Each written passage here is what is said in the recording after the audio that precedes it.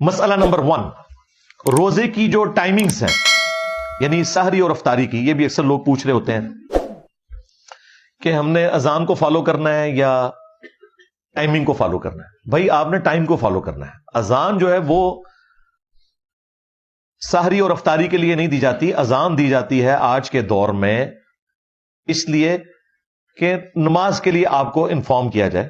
وہ بھی خیر ہم گھڑیوں سے معاملہ چلا سکتے ہیں لیکن وہ شعار اسلام میں سے ہے، اسے ہم چینج نہیں کر سکتے. اس لیے اذانیں تو ساری کی اذانیں بھی 15 منٹ تک ہوتی رہتی ہیں اور لوگ اس دوران کھاتے پیتے رہتے ہیں. تو اس طرح تو روزہ نہیں ہوگا بھائی. اگر آپ کا ٹائم ٹیبل بتا رہا ہے کہ آج 5:10 پہ ختم سحری ہے تو بس آپ نے 5:09 پہ ہی کھانا پینا بند کر دینا ہے اپنے علاقے کے مطابق. اذان کا تو کوئی تعلق ہی نہیں ہے. بعض اوقات مساجد کے اندر گھڑیاں سٹینڈرڈ ٹائم پہ نہیں ہوتی ہیں، ان کو بھی 5:10 کا پتا ہے لیکن 3 منٹ گھڑی پیچھے ہے، تو ظاہر ہے وہ تو جا کے 5:13 پہ اذان دیں گے اور آپ اذان کے اوپر لائک کریں گے. لہذا آج کے دور میں تو یہ مسئلہ اس طریقے سے نہیں ہونا چاہیے. پلس افطار کے وقت بھی گھڑیوں کی ٹائمنگ کا فرق ہوتا ہے اور پھر کچھ زدہ معاملات بھی چل رہے ہوتے ہیں. ہم نے تو اپنے جیلم شہر میں دیکھا ہے کہ بالکل صحیح ٹائم پہ اذان دے رہے ہوتے ہیں اہل حدیث. جیسے ہی رمضان شروع ہوتا ہے 5 منٹ پہلے اذان دینا شروع کر دیتے ہیں، جی بھائی جلدی افطار کرنا ہے. بھائی وقت سے پہلے تو افطار نہیں کرنا. لہذا پہلا شرعی مسئلہ یہ ہے کہ آپ لوگوں کے پاس ٹائم ٹیبل بھی موجود ہیں، گھڑی سٹینڈرڈ ٹائم ہونی چاہیے. ایپس ہیں تو ان کے ذریعے آپ دیکھ لیں، اس میں بھی جو کراچی یونیورسٹی والوں کی کیلکولیشن ہے ٹوائلائٹس کے پوائنٹ آف ویو سے وہ بہترین ہے، اس کو آپ فالو کریں.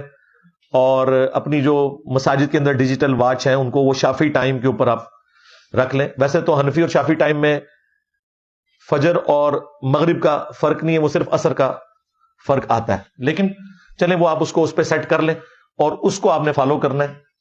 5 منٹ پہلے ہی روزہ بند کر دیں.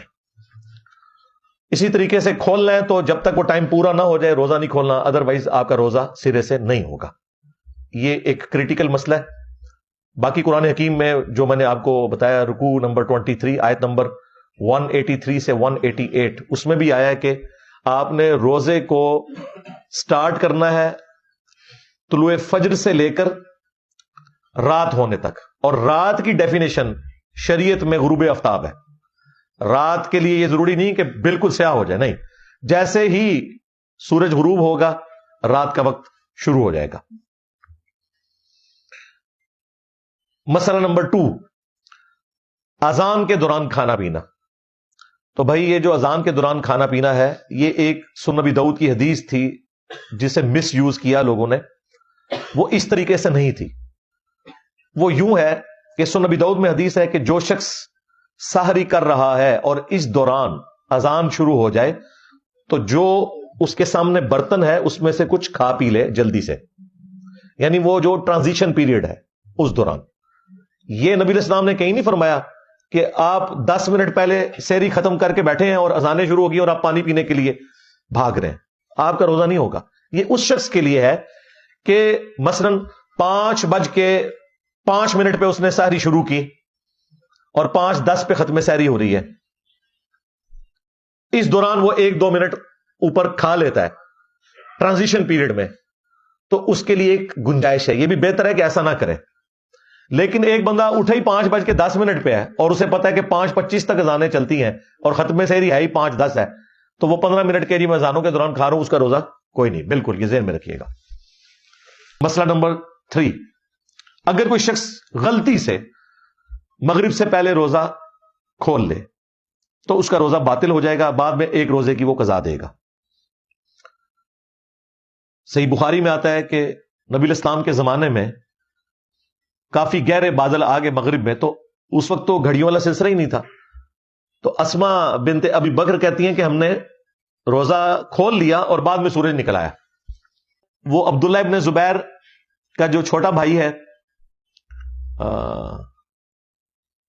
عروہ ابن زبیر، ان کے بیٹے تھے ہشام، وہ یہ روایت بیان کر رہے تھے. تو وہ ہشام بن عروہ سے کسی نے پوچھا کہ جب سورج نکل آیا تھا تو پھر وہ روزے کا کیا بنا؟ تو انہوں نے کہا روزے کی قضا دی تھی، اس کے سوا تو کوئی چارہ ہی نہیں تھا.